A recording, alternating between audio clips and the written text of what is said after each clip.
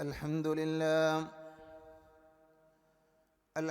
لله الواحد الأحد الفرد الصمد الذي لم يلد ولم يولد ولم يكن له كفوا أحد أحمده حمدا بلا أحد أشهد أن لا إله إلا الله وحده لا شريك له وأشهد أن محمدًا عبده ورسوله اللهم صل على محمد وعلى آل محمد كما صليت على إبراهيم وعلى آل إبراهيم إنك حميد مجيد اللهم بارك على محمد وعلى آل محمد كما باركت على إبراهيم وعلى آل إبراهيم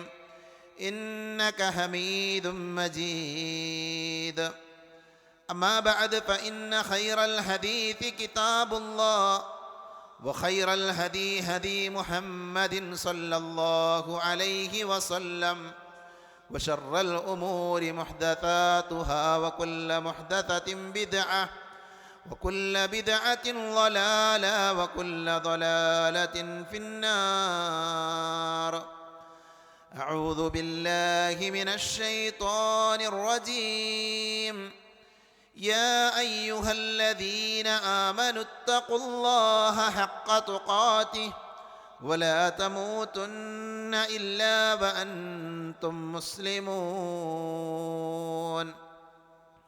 الله أكبر الله أكبر الله أكبر لا إله إلا الله والله أكبر الله أكبر ولله الحمد.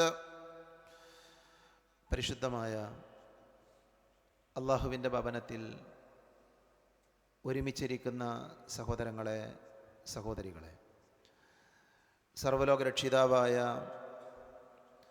അല്ലാഹുവിനെ സൂക്ഷിക്കണേ എന്ന് സംസാരിക്കുന്ന എന്നോടും കേൾക്കുന്ന നിങ്ങളോടും വളരെയധികം സ്നേഹത്തോടുകൂടെ ഓർമ്മപ്പെടുത്തുകയാണ്, ഉപദേശിക്കുകയാണ്.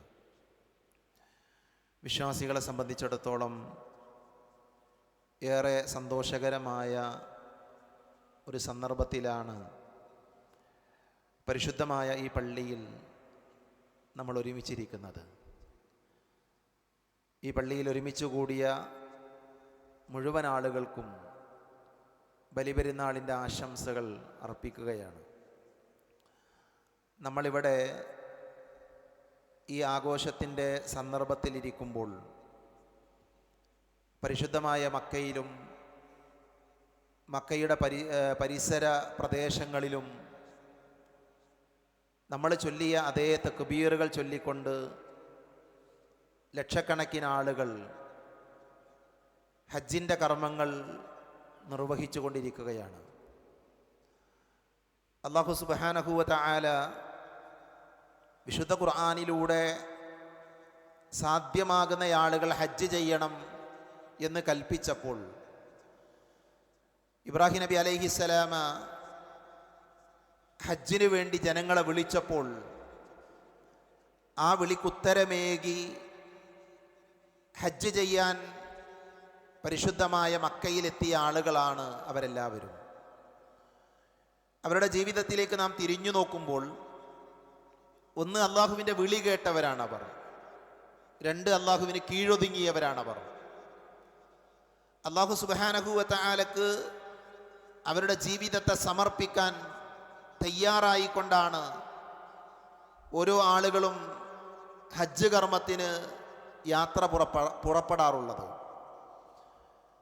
ഞാൻ ഈ സന്ദർഭത്തിൽ അത് ഓർക്കുവാൻ കാരണം, നമ്മളെ സംബന്ധിച്ചിടത്തോളം ഹാജിമാരുടെ മനസ്സിലുള്ള അതേ വികാരമാണ് നമുക്കും ഉണ്ടാകേണ്ടത്. അവരല്ലാഹുവിന് കീഴൊതുങ്ങിയവരാണ് എങ്കിൽ, അവർ മുഴക്കുന്നത് തക്ബീറുകളാണ് എങ്കിൽ, അതേ തക്ബീറുകൾ മുഴക്കി ഈ പെരുന്നാളിനെ ആഘോഷിക്കുമ്പോൾ നമ്മൾ എടുക്കേണ്ട ഒരു ദൃഢപ്രതിജ്ഞ, അള്ളാഹുവാണ് എനിക്ക് ഏറ്റവും വലിയവൻ എന്നുള്ള പ്രതിജ്ഞയാണ്. അള്ളാഹു അക്ബർ എന്ന പദത്തിൻ്റെ അർത്ഥം തന്നെ അതാണ്. അള്ളാഹുവാണ് ഏറ്റവും വലിയവൻ. അള്ളാഹുവിനെ കഴിഞ്ഞേ എനിക്ക് മറ്റെല്ലാം ഉള്ളൂ. എൻ്റെ കുടുംബമാകട്ടെ, എൻ്റെ സമ്പത്താകട്ടെ, എൻ്റെ ആരോഗ്യമാകട്ടെ, എൻ്റെ ജീവിതത്തിലെ ഏത് കാര്യമാകട്ടെ, അതിൻ്റെ എല്ലാം മുകളിൽ എനിക്ക് അള്ളാഹുവാണ്.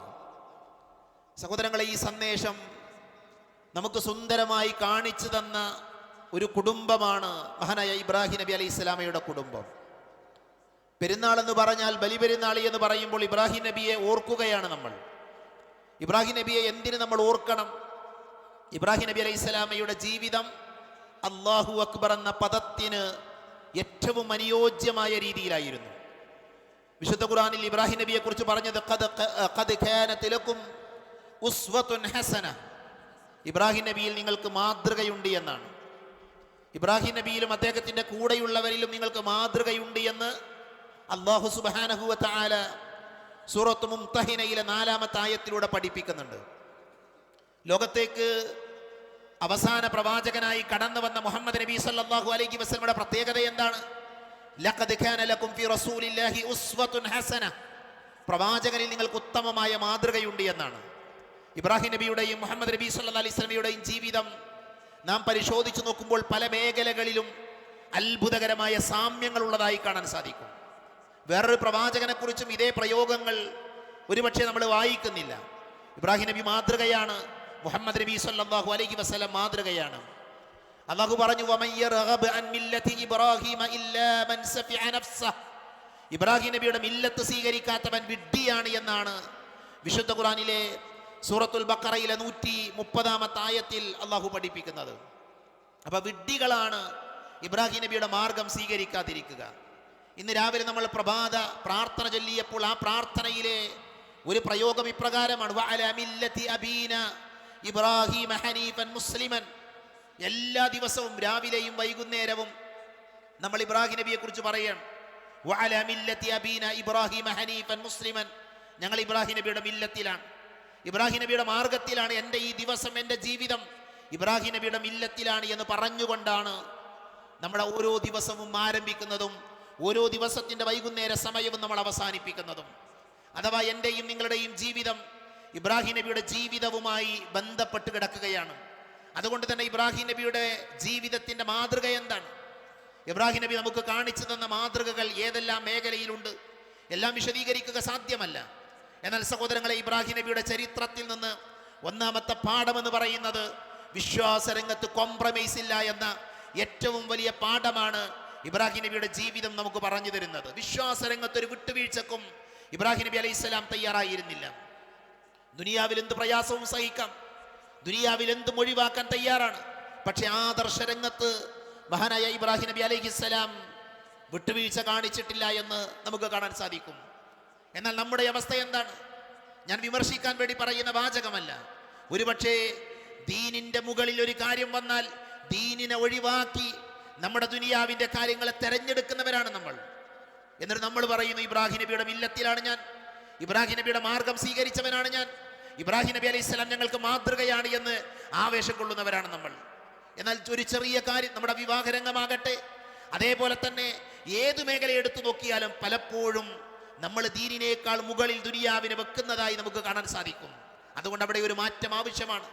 ഇബ്രാഹിം നബി അലൈഹി സ്വലാം വിശ്വാസരംഗത്ത് വിട്ടുവീഴ്ച കാണിച്ചിട്ടില്ല എന്ന് നമ്മൾ പറഞ്ഞു. വിശുദ്ധ ഖുർആനിൽ അല്ലാഹു പറയുന്നത്, വഇദ് ഖാല ഇബ്രാഹീമു ലിഅബീഹി ആസറ അതത്തഖിദ അസ്നാമൻ ആലിഹ, ഇബ്രാഹിം നബി അലൈഹിസ്സലാം തൻ്റെ ബാപ്പയോട്, പിതാവിനോട് പറയുന്ന വാചകമാണ്.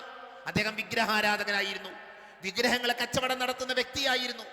ആ തൻ്റെ പിതാവിനോട്, വിഗ്രഹാരാധകനായിരുന്ന പിതാവിനോട് അദ്ദേഹം തൗഹീദ് പറഞ്ഞ രംഗം നമുക്ക് കാണാൻ സാധിക്കും. ഇബ്രാഹിം നബിയോട് ബാപ്പ പറഞ്ഞു, ഇബ്രാഹിം ഇത് ഒഴിവാക്കണമെന്നാണ്.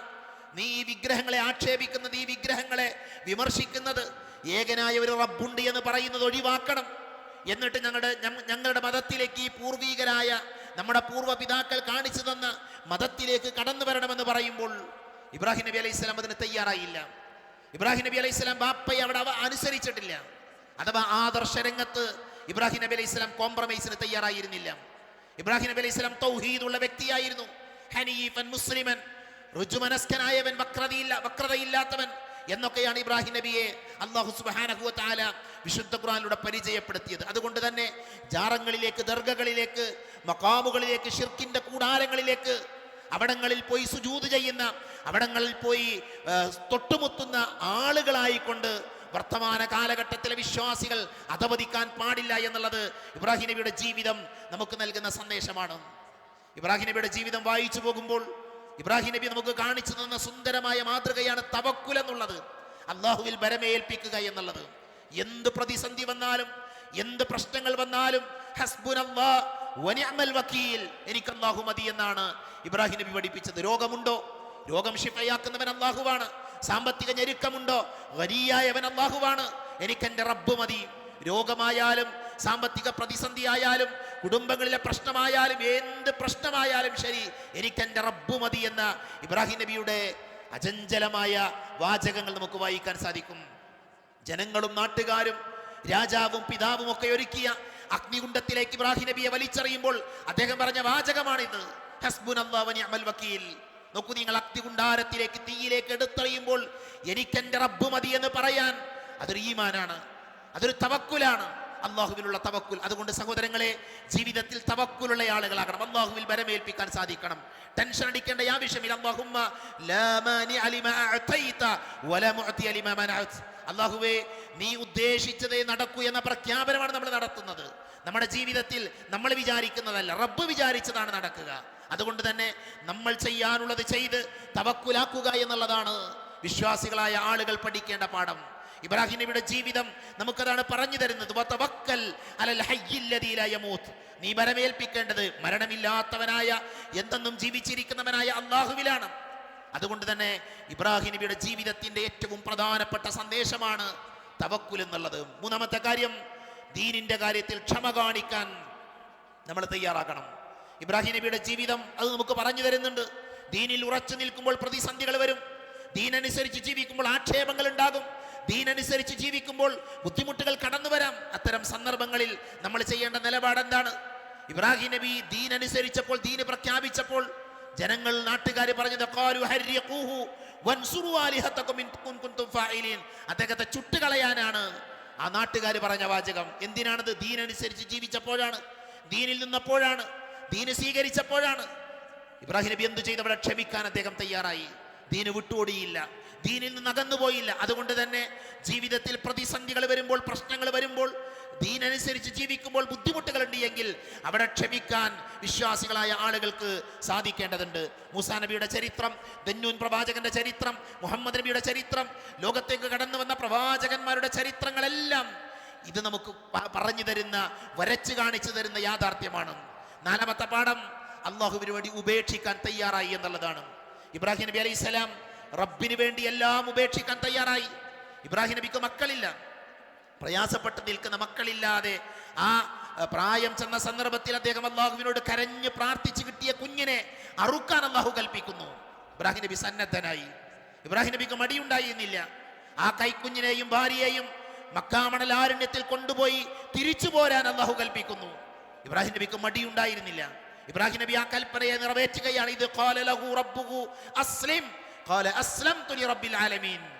അല്ലാഹു സുബ്ഹാനഹു വ തആല പരിപൂർണ മുസ്ലിമാകാൻ, പരിപൂർണ വിശ്വാസിയാകാൻ ഇബ്രാഹിം നബിയോട് കൽപ്പിക്കുമ്പോൾ ഇബ്രാഹിം നബി അലൈഹിസ്സലാമക്ക് അത് മടിയുണ്ടായിരുന്നില്ല. അത് ചെയ്യാൻ അദ്ദേഹം തയ്യാറാവുകയാണ്. ഒരുപക്ഷെ നമ്മളൊന്ന് ആലോചിക്കുമ്പോൾ ഒരല്പം പ്രയാസമുള്ള, ഒരല്പം ബുദ്ധിമുട്ടുള്ള കാര്യമാണ് ഇബ്രാഹിം നബിയോട് അള്ളാഹു പറയുന്നത്. മകനെ അറുക്കാനാണ്. അദ്ദേഹത്തിന് വേറെ മക്കളില്ല. കരഞ്ഞ് പ്രാർത്ഥിച്ചു കിട്ടിയ കുഞ്ഞാണ്. ആ കുഞ്ഞിനെ അറുക്കാൻ പോലും അദ്ദേഹം തയ്യാറായി എങ്കിൽ നമ്മുടെ ജീവിതത്തിൽ റബ്ബ് പറഞ്ഞ കാര്യങ്ങളോട് നമുക്കുള്ള സമീപനം എന്താണ് എന്ന് നമ്മൾ ആലോചിക്കണം, നമ്മൾ ചിന്തിക്കണം. അതുകൊണ്ട് തന്നെ അള്ളാഹുവിൻ്റെ കൽപ്പനകൾ നെഞ്ചേറ്റുക, നിറവേറ്റുക എന്ന ഒരു അചഞ്ചലമായ മാതൃക ഇബ്രാഹിം നബിയുടെ ജീവിതത്തിൽ നിന്ന് നമുക്ക് കാണാൻ സാധിക്കും. അതേപോലെ ഇബ്രാഹിം നബി അലൈഹിസ്സലാം തൻ്റെ ജീവിതത്തിൽ കുടുംബത്തെ മറന്നുകൊണ്ടല്ല അദ്ദേഹം ജീവിച്ചത്. കുടുംബത്തിന് വേണ്ടി ജീവിച്ച വ്യക്തിയാണ് അദ്ദേഹം. ബാപ്പയോട് സ്നേഹമുള്ള, ഭാര്യയെ പരിഗണിച്ച, മാതാപിതാക്കളെ പരിഗണിച്ച, അയൽവാസികളെ പരിഗണിച്ച, കുടുംബത്തോടുകൂടെ ചേർന്ന് ജീവിച്ച ഒരു മഹാനായ പ്രവാചകനെയാണ് ഇബ്രാഹിം നബിയുടെ ജീവിതത്തിൽ നിന്ന് നമുക്ക് വായിച്ചെടുക്കാൻ സാധിക്കുന്നത്. ഭാര്യയെയും കൈക്കുഞ്ഞിനെയും ആ മരുഭൂമിയിൽ കൊണ്ടാക്കി പോരുമ്പോൾ അദ്ദേഹം പ്രാർത്ഥിക്കുന്ന പ്രാർത്ഥന, റബ്ബി ജഅൽ ഹാദാ ബലദൻ ആമിന വർസുഖ് അഹ്ലഹു മിനസ് സമറാത്തി മൻ ആമന മിൻഹും ബില്ലാഹി വൽ യൗമിൽ ആഖിർ. ഒന്നുമില്ലാതിരുന്ന മരുഭൂമി, ആകാശമേൽക്കൂരയുടെ സുരക്ഷിതത്വം മാത്രമുണ്ടായിരുന്ന ആ മണൽക്കാട്ടിൽ ഭാര്യയെയും കുഞ്ഞിനെയും ഒക്കെ തനിച്ചാക്കി പോരും അദ്ദേഹം പറയാം, പടച്ചോനെ, ഈ വിജനപ്രദേശത്ത്, ഈ മരുഭൂമിയിൽ ഞാൻ എൻ്റെ ഭാര്യയെയും കുഞ്ഞിനെയും തനിച്ചാക്കി പോരുകയാണ്. അവിടെ ജനങ്ങളില്ല, അവർക്ക് വെള്ളമില്ല, അവർക്ക് കായ്ക്കനികളില്ല. അതിനൊക്കെ വേണ്ടി അദ്ദേഹം പ്രാർത്ഥിക്കണം. മക്കളുടെ നന്മയാഗ്രഹിച്ച് അല്ലാഹുവിന്റെ കൽപ്പന നിറവേറ്റുമ്പോഴും തന്റെ കുടുംബത്തിന് വേണ്ടി പ്രാർത്ഥിക്കാൻ അദ്ദേഹം തയ്യാറാവുകയാണ്. റബ്ബനാ ഇന്നി അസ്കൻതു മിൻ ദുർരിയതി ബിവാദിൻ ഗൈരി ദി സറഇൻ എന്ന് പറഞ്ഞ പ്രാർത്ഥന വിശുദ്ധ ഖുർആനിലെ സൂറത്ത് ഇബ്രാഹിമിൽ നമുക്ക് വായിക്കാൻ സാധിക്കും. അപ്പോൾ ഞാൻ പറയുന്നത്, ഇബ്രാഹിം നബി കുടുംബത്തിന് വേണ്ടി ജീവിച്ച വ്യക്തിയാണ്. ഇബ്രാഹിം നബിക്ക് കിട്ടിയ ഭാര്യയോ അതേപോലെ അനുസരണയുള്ളവളാണ്. ഇബ്രാഹിം നബി മരുഭൂമിയിൽ തനിച്ചാക്കി പോരുമ്പോൾ ഇബ്രാഹിം നബിയോട് അവർ ചോദിക്കുന്ന ചോദ്യമുണ്ട്. ഫഖാലത് ലഹു അല്ലാഹു അല്ലദീ അമറക ബിഹാദാ, ഞങ്ങളെ ഈ മരുഭൂമിയിൽ തനിച്ചാക്കി മടങ്ങിപ്പോകാൻ അല്ലാഹുവാണോ കൽപ്പിച്ചത്? ഇബ്രാഹിം നബി പറഞ്ഞു, നാം, അതെ, അല്ലാഹുവിന്റെ കൽപ്പനയാണ്. അവരുടെ മറുപടി എന്താ? ഫഖാലത്, അവർ പറഞ്ഞു, ഇദൻ ലാ യുദയ്യിഉനാ, അങ്ങനെയാണെങ്കിൽ ഞങ്ങൾക്ക് പ്രശ്നമില്ല. അല്ലാഹുവിന്റെ കൽപ്പനയാണോ, ഞങ്ങൾക്ക് പ്രശ്നമില്ല. പ്രിയപ്പെട്ട ഭാര്യമാരെ, സഹോദരികളെ, നിങ്ങൾ ആലോചിക്കണം. ഹാജറ ബീബിയുടെ ചരിത്രത്തിൽ നിന്ന് നമുക്കൊരു പാഠമുണ്ട്. എന്താണ് ആ പാഠം? അല്ലാഹുവിന്റെ കൽപ്പനകൾ കേൾക്കേണ്ടവരാണ് നമ്മൾ, അല്ലാഹുവിന്റെ കൽപ്പനകളെ സ്വീകരിക്കേണ്ടവരാണ് നമ്മൾ. അതുകൊണ്ട് തന്നെ നമ്മൾ കുടുംബത്തെ ചേർത്ത് പിടിക്കണമെന്ന മനോഹരമായ പാഠം ഇബ്രാഹിം നബിയുടെ ജീവിതത്തിൽ നിന്ന് നമുക്ക് വായിച്ചെടുക്കാൻ സാധിക്കുന്നുണ്ട്. മക്കളോട് സ്നേഹമുണ്ടാകണമെന്ന് ഇബ്രാഹിം നബിയുടെ ജീവിതത്തിൽ നിന്ന് നമുക്ക് വായിച്ചെടുക്കാൻ സാധിക്കുന്നുണ്ട്. ഇബ്രാഹിം നബിയുടെ ജീവിതത്തിലെ മറ്റൊരു പാഠം എന്ന് പറയുന്നത് അടയാളങ്ങൾ ബാക്കിയാക്കി എന്നുള്ളതാണ്. ഞാൻ ഈ വാചകം കൂടെ പറഞ്ഞ് അവസാനിപ്പിക്കും. അടയാളങ്ങൾ ബാക്കിയാക്കിയ ആളാണ് ഇബ്രാഹിം നബി അലൈഹി സ്വലാം. എന്താണ് ഈ അടയാളം എന്ന് പറഞ്ഞാൽ? ഈ അടയാളം എന്ന് പറഞ്ഞാൽ പരിശുദ്ധമായ കഅബാലയത്തെ കുറിച്ച് ആലോചിച്ച് നോക്കൂ നിങ്ങൾ. അല്ലാഹു ഇബ്രാഹിം നബിയോട് കൽപ്പിച്ചു, ഇബ്രാഹിമുൽ ഖവാഇദ മിനൽ ബൈത്തി വ ഇസ്മായിൽ. അല്ലാഹു സുബ്ഹാനഹു വ തആല പരിശുദ്ധമായ കഅബാലയം നിർമ്മിക്കാൻ വേണ്ടി ഇബ്രാഹിം നബിയോട് കൽപ്പിക്കണം. ഇബ്രാഹിം നബി കഅബയുണ്ടാക്കി. സഹോദരങ്ങളെ, അതൊരു അസറാണ്, അതൊരടയാളമാണ്. ഒരുപക്ഷേ ലോകാവസാനത്തിന്റെ അടയാളങ്ങൾ പ്രവാചകൻ സല്ലല്ലാഹു അലൈഹി വസല്ലമ എണ്ണി പഠിപ്പിക്കുന്ന കൂട്ടത്തിൽ പറഞ്ഞു, ലോകം അവസാനിക്കുകയില്ല, കാബ പൊളിക്കുന്ന ഒരു ദിവസം വരാനുണ്ട്. നഊദുബില്ലാഹ്, കാബ പൊളിക്കപ്പെടുന്ന അല്ലാഹു എന്ന് പറയുന്ന ഒരാൾ പോലും ഈ ലോകത്തില്ലാത്ത ഒരവസ്ഥ ഈ ലോകത്ത് സംജാതമാകും. അതിനുശേഷമാണ് ലോകം അവസാനിക്കുക എന്ന് നബിയുനാ റസൂലുള്ളാഹി സ്വല്ലല്ലാഹി അലൈഹി വസല്ലമ നമ്മളെ പഠിപ്പിച്ചിട്ടുണ്ട്. എന്നാൽ ഈ കഅബാലയം എന്ന് പറയുന്ന പരിശുദ്ധമായ അല്ലാഹുവിനെ ആരാധിക്കാൻ വേണ്ടി പണിതുയർത്തിയ ഒന്നാമത്തെ പള്ളി എത്ര കാലം നിലനിൽക്കുമോ അതൊരടയാളമാണ്. അവിടെ ആളുകൾ സുജൂദ് ചെയ്യുന്നതിന്, അവിടെ ആളുകൾ തവാഫ് ചെയ്യുന്നതിന്, മഖാം ഇബ്രാഹിമിന്റെ പിന്നിൽ വെച്ച് നമസ്കരിക്കുന്നതിന്, അവിടെ ആളുകൾ സഈ ചെയ്യുന്നതിന്റെ ഒക്കെ കൂലി ആർക്ക് കിട്ടും? ഇബ്രാഹിം നബിക്ക് കിട്ടും. കാരണം ഇബ്രാഹിം നബി ഉണ്ടാക്കിയതാണ്, അള്ളാഹുവിന്റെ കൽപ്പന പ്രകാരം ഉണ്ടാക്കിയതാണ്. അതുകൊണ്ട് തന്നെ ഇബ്രാഹിം നബിയെ ഓർക്കുന്ന ഈ സന്ദർഭത്തിൽ നമ്മൾ ചിന്തിക്കണം, നമ്മുടെ ജീവിതത്തിൽ അടയാളങ്ങൾ ഉണ്ടാക്കാൻ, നമ്മൾ മരിച്ചു പോയാലും നമുക്ക് കൂലി കിട്ടുന്ന അടയാളങ്ങൾ ഉണ്ടാക്കി വെക്കാൻ. അത് പള്ളിയാകാം, മദ്രസയാകാം, മറ്റുള്ള എന്ത് നന്മകളുമാകാം. നാം മരിച്ചാലും നമ്മുടെ ഖബറിലേക്ക് സുഹൃതങ്ങൾ വരുന്ന, സൽക്കർമ്മങ്ങൾ വരുന്ന അടയാളങ്ങൾ ബാക്കിയാക്കണമെന്ന വലിയ പാഠം മഹാനായ ഇബ്രാഹിം നബിയുടെ ചരിത്രം നമുക്ക് പറഞ്ഞു തരുന്നുണ്ട്. അതുകൊണ്ട് ഇബ്രാഹിം നബിയുടെ മില്ലത്തിൽ നിന്ന് പാഠം ഉൾക്കൊള്ളാൻ വിശ്വാസികളായ നമ്മൾ തയ്യാറാകണം. സഹോദരങ്ങളെ, ഇത് ആഘോഷത്തിന്റെ ദിവസമാണ്, ആഹ്ലാദത്തിന്റെ സുദിനമാണ്. പക്ഷേ ഇവിടെ വിശ്വാസികൾ മതിമറക്കാൻ പാടില്ല. നമ്മുടെ ആഘോഷങ്ങൾ അനിസ്ലാമികമാകാൻ പാടില്ല. ഇസ്ലാമിലെ ആഘോഷങ്ങൾ പോലും പുണ്യമുള്ള കാര്യമാണ്. ഇസ്ലാമിലെ ആഘോഷം ഇബാദത്താണ്. ഇസ്ലാമിലെ ആഘോഷത്തിന് കൂലി കിട്ടും. നാം ചെല്ലുന്ന തക്ബീറുകൾക്ക്, ഇന്ന് നാം കഴിക്കുന്ന ഭക്ഷണത്തിന്, ഇന്ന് നാം നടത്തുന്ന സന്ദർശനം എല്ലാം കൂലിയാണ് ഇസ്ലാമിൽ. അതുകൊണ്ട് തന്നെ നമ്മുടെ ഈ ആഘോഷം അനിസ്ലാമികമാകാതിരിക്കാൻ നമ്മൾ ഓരോരുത്തരും ശ്രദ്ധിക്കണം. ഈ ആഘോഷത്തിന്റെ ദിവസത്തിൽ ആരാധനകളെ മറക്കുന്നവരായി നമ്മൾ മാറാൻ പാടില്ല. അത് പ്രത്യേകം നാം ഓർക്കേണ്ട കാര്യമാണ്. കുടുംബങ്ങളെ സന്ദർശിക്കാൻ നാം ഈ ദിവസം നമ്മൾ ഉപയോഗപ്പെടുത്തണം. അയൽവാസികളുമായി നല്ല ബന്ധമുണ്ടാക്കാൻ നമുക്ക് സാധിക്കേണ്ടതുണ്ട്. വേദനിക്കുന്ന ഒരുപാട് മനുഷ്യർ നമ്മുടെ ഇടയിലുണ്ട്. ഒരുപക്ഷെ പള്ളിയിൽ വരണമെന്ന് ആഗ്രഹിച്ച, ഈ ഈദ് നമസ്കാരത്തിൽ പങ്കെടുക്കണമെന്ന് ആഗ്രഹിച്ച എത്രയോ ആളുകൾ രോഗികളാണ്. അവരെ ഓർക്കാനും അവർക്ക് വേണ്ടി പ്രാർത്ഥിക്കാനും അവരെയൊക്കെ സന്ദർശിക്കാനും നമുക്ക് കഴിയേണ്ടതുണ്ട്. നമ്മുടെ ലോകത്ത് യുദ്ധത്തിന്റെ പശ്ചാത്തലമുണ്ട്, പ്രയാസങ്ങൾ അനുഭവിക്കുന്ന മനുഷ്യരുണ്ട്. അവർക്ക് വേണ്ടി പ്രാർത്ഥിക്കാതെ ഈ ആഘോഷത്തിന്റെ ദിവസം നമ്മളിൽ നിന്ന് കടന്നു പോകാൻ പാടില്ല. അത് നമ്മൾ പ്രത്യേകം ശ്രദ്ധിക്കേണ്ട കാര്യമാണ്. പെരുന്നാളിന്റെ ദിവസം പ്രത്യേകമായി നബി സല്ലല്ലാഹു അലൈഹി വസല്ലമ പഠിപ്പിച്ച കാര്യമാണ് സ്വതക്ക നൽകുക എന്നുള്ളത്. സ്വതക്ക നൽകുക എന്നുള്ളത് പ്രത്യേകം പുണ്യം കിട്ടുന്ന കാര്യമാണ്. അതുകൊണ്ട് തന്നെ ഒരു ചെറിയ സ്വതക്കയെങ്കിലും ചെയ്യാൻ ഈ പെരുന്നാളിന്റെ സുദിനത്തിൽ നമ്മൾ മനസ്സ് കാണിക്കേണ്ടതുണ്ട്. സഹോദരങ്ങളെ, ഒരു പുതിയ അധ്യയന വർഷം ആരംഭിക്കുകയാണ്. നമ്മുടെ മക്കൾ അവരുടെ റിസൾട്ടുകളൊക്കെ വന്ന് 2-3 ദിവസങ്ങൾ കഴിഞ്ഞാൽ പുതിയ ഒരു അധ്യയന വർഷത്തിലേക്ക് അവര് പ്രവേശനം കുറിക്കുകയാണ്. അതുകൊണ്ട് തന്നെ അവര് മതം പഠിക്കുന്നുണ്ട് എന്ന് ഉറപ്പുവരുത്തേണ്ട ബാധ്യത രക്ഷിതാക്കൾക്കുണ്ട്. ഭൗതിക വിദ്യാഭ്യാസത്തിന് ഏറ്റവും നല്ല സ്ഥാപനം നാം തിരയുന്ന കൂട്ടത്തിൽ മതം അവർ പഠിക്കുന്നുണ്ട് എന്ന് ഉറപ്പുവരുത്താൻ ഉപ്പമാർ ശ്രദ്ധിക്കേണ്ടതുണ്ട്. മഴക്കാലമാണ്, നമുക്കറിയാം, ഒരുപാട് പരീക്ഷണങ്ങൾ കടന്നു വരാറുള്ള കാലഘട്ടമാണ്. അതിൻ്റെ അപകടങ്ങൾ നാം ശ്രദ്ധിക്കണം, മുന്നറിയിപ്പുകൾ നാം പാലിക്കണം. അതേപോലെ തന്നെ അവിടെ ശ്രദ്ധിക്കേണ്ട മക്കളുടെ കാര്യത്തിൽ ആ മേഖലയിൽ അപകടങ്ങളില്ലാതിരിക്കാൻ എന്തൊക്കെ മുൻകരുതലുകൾ നാം എടുക്കേണ്ടതുണ്ടോ അത്തരം കാര്യങ്ങളെല്ലാം നാം ശ്രദ്ധിക്കേണ്ടതുണ്ട്. എൻ്റെ പ്രിയപ്പെട്ട വിദ്യാർത്ഥികളോട്, എൻ്റെ പ്രിയപ്പെട്ട മക്കളോട് ഓർമ്മപ്പെടുത്താനുള്ളത്, ഒരു പുതിയ അധ്യയന വർഷം ആരംഭിക്കുമ്പോൾ തുടക്കം മുതൽ തന്നെ നമ്മുടെ വിദ്യാഭ്യാസം, നാം നേടിയെടുക്കുന്ന അറിവുകൾ അത് നന്നായി പഠിച്ചു തുടങ്ങണം.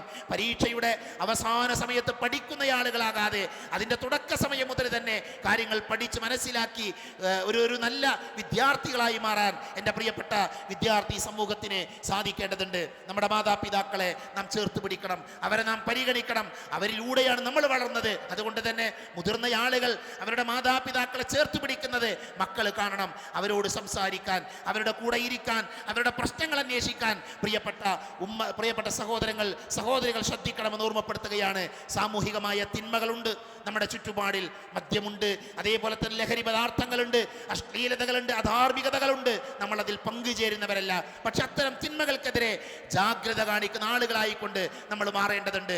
ഒരു നല്ല മനുഷ്യനായി, നല്ല വിശ്വാസിയായി ജീവിക്കണമെന്നുള്ളതാണ് ഇസ്ലാം നമുക്ക് നൽകുന്ന സന്ദേശം. നമ്മുടെ ദീന് സമാധാനത്തിന്റെ മതമാണ്, തീവ്രവാദത്തിന്റെ മതമല്ല, വർഗീയതയുടെ മതമല്ല. ഇത് ഈ സമൂഹം പഠിക്കേണ്ടത് നമ്മളിലൂടെയാണ് എന്ന് പ്രത്യേകം നമ്മൾ മനസ്സിലാക്കണം. നമ്മൾ ഒരുമിച്ചിരിക്കുന്ന ഈ ദിവസത്തെക്കുറിച്ച് നബി സല്ലല്ലാഹു അലൈഹി വസല്ലം പറഞ്ഞത്, ഇന്ന അഅ്ളമൽ അയ്യാമി ഇൻദല്ലാഹി തബാറക വതആല യൗമുൻ നഹർ സുമ്മ യൗമുൽ ഖർ. അള്ളാഹുവിൻ്റെ അടുക്കൽ ഏറ്റവും ശ്രേഷ്ഠമായ ദിനമെന്ന് പറഞ്ഞാൽ അത് യൗമുൻ നെഹ്റാണ്. നെഹ്ർ എന്ന് പറഞ്ഞാൽ ഒട്ടകത്തെ അറുക്കുന്ന ആ ഒരു പ്രക്രിയ കൊണ്ടാണ് നെഹ്ർ എന്ന പദം പറയാ. ഒട്ടകത്തെ സാധാരണ കുത്തിയാണ് അറുക്കാറുള്ളത്, അതിനെയാണ് നെഹ്ർ എന്ന് പറയാ. അപ്പൊ നബി പറഞ്ഞത് അള്ളാഹുവിൻ്റെ അടുക്കൽ ഏറ്റവും അഅ്ളമായ ദിവസം യൗമുൻ നെഹ്റാണ്, അഥവാ ബലിയറുക്കുന്ന ദിവസമാണ്. ദുൽഹിജ്ജ 10 എന്ന് നബിയുനാ റസൂലുള്ളാഹി പഠിപ്പിച്ചു. സുമ്മ യൗമുൽ ഖർ, പിന്നെ യൗമുൽ ഖറാണ്. യൗമുൽ ഖർ എന്ന് പറഞ്ഞാൽ ദുൽഹിജ്ജ 10 കഴിഞ്ഞ് തൊട്ടടുത്ത ദിവസം, നാളെയാണ് യൗമുൽ ഖർ എന്ന് പറഞ്ഞാൽ.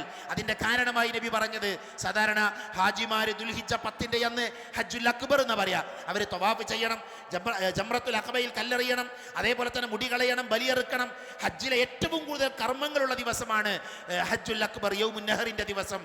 ആ കാര്യങ്ങളൊക്കെ ചെയ്ത് അവർ വിശ്രമിക്കുന്നത് കൊണ്ടാണ് യൗമുൽ ഖർ എന്ന് അടുത്ത ദിവസത്തിന് പേര് വന്നത് എന്ന് പണ്ഡിതന്മാർ പഠിപ്പിച്ചത് കാണാൻ സാധിക്കും. അതുകൊണ്ട് തന്നെ ശ്രേഷ്ഠമായ 2 ദിവസങ്ങളിലാണ് നമ്മൾ ഉള്ളത് എന്ന് മനസ്സിലാക്കി അതിൻ്റെ മഹത്വത്തിന് പോറലേൽക്കാതെ നമ്മുടെ ജീവിതത്തെ കൊണ്ടുപോകാൻ നമുക്ക് കഴിയേണ്ടതുണ്ട്.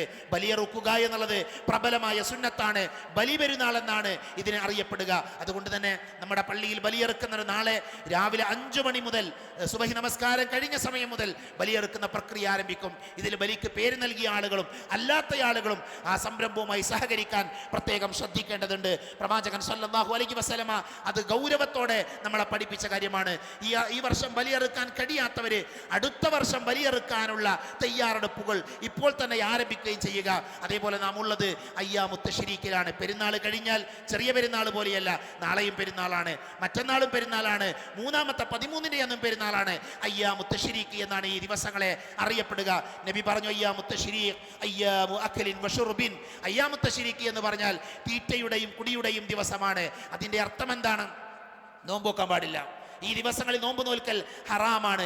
അതുകൊണ്ട് തന്നെ അമിതമാകാതെ സാധ്യമായ രീതിയിൽ നമുക്ക് യോജിച്ച രീതിയിൽ ഭക്ഷണം കഴിക്കാൻ, അതേപോലെ തന്നെ മാന്യമായ പാനീയങ്ങളൊക്കെ കുടിക്കാൻ പ്രവാചകൻ സല്ലല്ലാഹു അലൈഹി വസല്ലമ അനുവാദം നൽകിയ ദിവസങ്ങളാണ് ഈ ദിവസങ്ങളെന്ന് ഹദീസുകൾ നമുക്ക് കാണാൻ സാധിക്കും.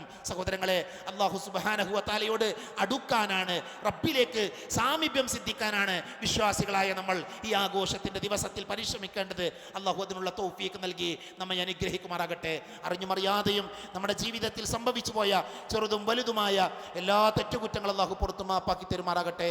രോഗം കൊണ്ട് ബുദ്ധിമുട്ടുന്ന ധാരാളം ആളുകളുണ്ട്, അല്ലാഹു അവർക്ക് ശിഫ നൽകുമാറാകട്ടെ.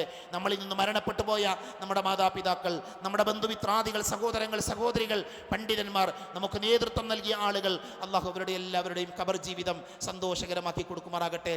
നമ്മുടെ കൂടെ പെരുന്നാൾ ആഘോഷിക്കാൻ കഴിയാതെ വേദനിക്കുന്ന അനേകായിരം മനുഷ്യർ ലോകത്തിൻ്റെ വിവിധ ഭാഗങ്ങളിലുണ്ട്. അല്ലാഹു അവരുടെ പ്രയാസങ്ങൾ ദൂരീകരിച്ചു കൊടുക്കുമാറാകട്ടെ. അവർക്കും സമാധാനത്തോടെ സന്തോഷത്തോടെ വിശ്വാസികളുടെ ആഘോഷങ്ങളിൽ പങ്കെടുക്കാനുള്ള തൗഫീഖ് അല്ലാഹു നൽകി അനുഗ്രഹിക്കുമാറാകട്ടെ. اللهم اغفر للمؤمنين والمؤمنات والمسلمين والمسلمات الأحياء منهم والأموات. اللهم أجرنا من النار، اللهم أجرنا من النار، اللهم أجرنا من النار. ربنا آتنا في الدنيا حسنة وفي الآخرة حسنة وقنا عذاب النار. آمين آمين برحمتك يا أرحم الراحمين. وآخر دعوانا أن الحمد لله رب العالمين. السلام عليكم ورحمة الله وبركاته.